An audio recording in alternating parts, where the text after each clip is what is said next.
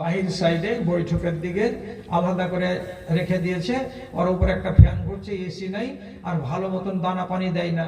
বলছে এটা কেন করলি রে, আমার ঘর থেকে আমাকে তাড়ালি কেন রে? বলছে তোমার বৌমার দানা রুছে না, তোমার কাশি শুনে ঘ্যাড় ঘ্যাড় ঘ্যাড় ঘ্যাড় করে কাশছো। ওরে সুবহানাল্লাহ, তুই আমার বেটা, তুই আমার বেটা লইছিস, তুই পাঁঠা, এত বড় নাফরমান হবে যে তুই বাপকে বাইরে করে দিবে, আর আমার সম্পত্তিতে তুই আবার একটা মেয়ে ছেলেকে নিয়ে এসে তুই রাজ করবি। 15 দিনের মাথায় যদি বৌমা নিজের শ্বশুরকে সম্মান না করে, ঠান্ডার দিনে যদি এক ঘটি পানি গরম করে যদি না দিতে পারে যে বাজান উজু করেন করে নামাজ পড়তে যান, যদি সকালবেলায় বৌমা এক কাপ চা যদি করে দিতে না পারে, আব্বা আপনি চাটা খান, সকালবেলায় বয়স্ক মানুষ আপনি খাবেন তো শরীরটা একটু গরম হবে, এমন সম্মান যদি প্রদর্শন করতে না পারে আপনার বৌমা, তাহলে আপনি জানবেন এটা ঈমান লুটা বউ বাড়িতে এসেছে।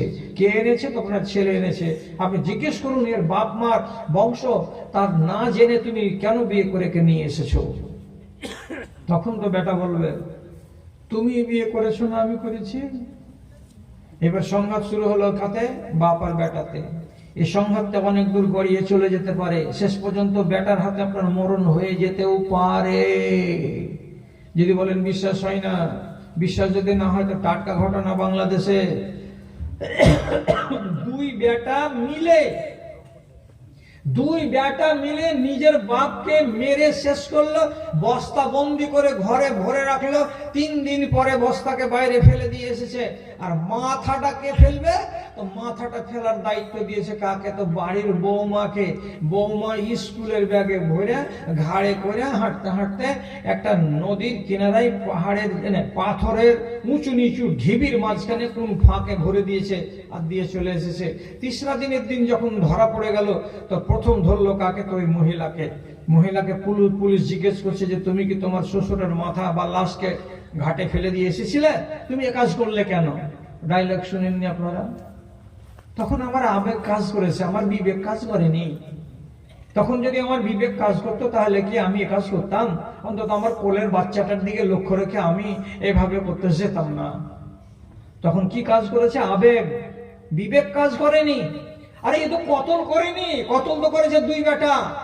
তাহলে এটা বেটা যারা আপনার সর্বনাশ ডেকে আনতে পারবে, এই আওলাদকে আল্লাহ রাব্বুল আলামিন কোরআন মাজিদে আপনার জন্য কি বলেছেন? আদুউন লাকুম, এগুলো হলো আপনার দুশমন। যদি দুশমন চোখে দেখতে চান যে বাপকে অপমান করে, তাহলে জেনে নিন, আপনাকে প্রথমে যখন ওয়াজ করি তখন নূহ নবীর কথা বলেছিলাম, ওর স্ত্রী অবাধ্য। নূহ নবীর একটা বেটা ছিল, তার নাম কেনান। মাথায় রাখবেন, বেটাটার নাম কি? কেনান। এ ছিল অবাধ্য। যখন সারা দেশবাসীকে আল্লাহ আযাব দেওয়ার জন্য প্লাবন দিয়ে দিলেন, আর বিশাল বড় নৌকাতে নবী নূহ মানুষগুলোকে যেই লোক ঈমান এনেছিল তাদেরকে উঠিয়েছিলেন, আর এক জোড়া করে জীবজন্তুকে উঠিয়ে নিয়েছিলেন নৌকায়। নৌকা যখন চলছে আর পানি বাড়ছে, তখন ওর ছেলে চুপ করে পানিতে সাঁতার দিচ্ছে, ডুবে মরবে।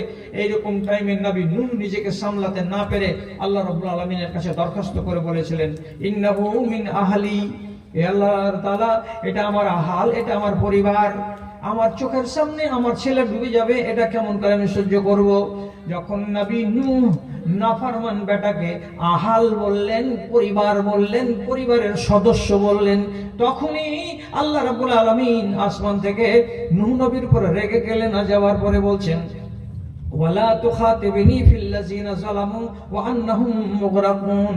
হে নবী, যে লোকটা তোমাকে মানে না, যে লোকটা আমাকে আল্লাহ বলে মানে না, এমন ছেলেটাকে আমার পরিবার কেন বলতে গেলে, আমার পরিবারের সদস্য কেন বলতে গেলে, আমার ছেলে বলে কেন দরদ দেখাতে গেলে? এটা তো তোমার জানের দুশমন, এটা তোমার ঈমানের দুশমন। অতএব একে তুমি নিজের ছেলে বলো না। কোরআনে স্পষ্ট করে আল্লাহ তাআলা বলছেন, ইন্নাহু লাইসা মিন আহলিকা, এটা তোমার পরিবারের সদস্য নয়। ঈমানের দুশমনকে পরিবারের সদস্য আল্লাহ তাআলা গুনতে বলেননি। এটা নাফরমান ছেলে, এ যদি বাঁচে আর প্লাবন যদি না হতো, তাহলে তোমার ঈমানকে নষ্ট করতে এই ছেলেতে, এর থেকে সরো। আবার যদি ছেলেটা ফরমাবরদার হয়ে যায়, হাজারো ফরমাবরদার ছেলে আছে দুনিয়াতে। আমি আপনাকে একটা উদাহরণ দিচ্ছি, শুধু একটা কথা বলছি, মাথায় রাখুন কথাগুলোকে। আওলাদ কত আছে তাদের আলোচনা তো লম্বা চওড়া। শুধু একটা পুরুষ ছেলের কথা বলছি আর একটা নারীর কথা বলছি, বাড়িতে ফরমাবারদার কেমন হয়। একটা মহিলা সুন্দরী আনসারীদের বাড়িতে আছে, 14 বছর বয়স, সাবালিকা। এর বিয়ে দিবে, তার জন্য বাপ নবীজির কাছে যেয়ে বলছেন, আপনি আমার বেটির বিয়ে দিয়ে দেন, আপনি আমার বেটির বিয়ে দিয়ে দেন। রাসূলুল্লাহ বলছেন, হ্যাঁ তোমার বেটির আমি বিয়ে দিয়ে দিলাম। লোকটা মনে মনে খুশি হয়ে বলছে, রাসূল মনে হয় আমার মেয়েকে বিয়ে করে নিবে। রাসূল বলছেন, না বাবা, আমি বিয়ে করব না, তোমার মেয়ের আমি বিবাহের ব্যবস্থা করে দিব। তো ঠিক আছে, দেন ব্যবস্থা করে। বাড়ি গেল, কালকে এসো, কালকে এলো। তার মাঝখানে রাসূলুল্লাহ আলোচনা করলেন এক সাহাবীর সাথে। সাহাবীটার নাম জুলাইবিব। জুলাইবিব সাহাবীটা তরুণ নওজওয়ান, 22 বছরের তরুণ, কিন্তু চামড়াটা তার কালো, ঠোঁটগুলো মোটা মোটা, গালগুলো এইরকম মোটা মোটা মাংস লেগে লেগে আছে, মুখখানা চাপা চাপা ভাব। জাতিতে সে ছিল নিগ্রো, মানে আফ্রিকার লোক। ওকে ডেকে বলছেন, জুলাইবিব বিয়ে করবে? জি, আপনি যদি ব্যবস্থা করে দেন তো করবো। ঠিক আছে, তুমি রাজি আছো তো বিয়ে করতে? হ্যাঁ রাজি আছি। পরের দিন মেয়ের বাবা এলো।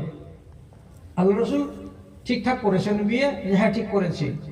এই যে ছেলেটা আসছে, ওই ছেলেটা এক পা দুপা করে আসলো, সামনে খাড়ো হলো, এই ছেলেটা, এর সঙ্গে তোমার মেয়ের বিয়ে লাগাবো। ছেলেটাকে দেখা মাত্রই মেয়ের বাবা মুখটাকে এমনি করে জোরে ঝাঁকুনি দেওয়া বলছে, হ্যাঁ এই ছেলের সঙ্গে আমি বিয়ে দেবো না, না আমি মেয়ের বিয়ে দেবো না। রাসূলুল্লাহ বলছেন, ফিহে খায়র, এতে মঙ্গল আছে, দাঁত ঝাড়া দিও না, মুখ ঝাড়া দিও না। বাড়ি গেল, বাড়িকে নিজের স্ত্রীকে বলছে, রে বাড়িওয়ালি, বড্ড মনটাকে আশায় পরিপূর্ণ করে রাসূলুল্লাহর কাছে গেছিলাম, মেয়ের বিয়ের ব্যবস্থা হয়েছে বলে, কিন্তু আল্লাহ পাকের রাসূল যে তার জামাই খুঁজে দিয়েছেন, সে জামাইটা তুমিও পছন্দ করবে না, আমি তো পছন্দ করিনি, আর আমার বেটিও পছন্দ করবে না।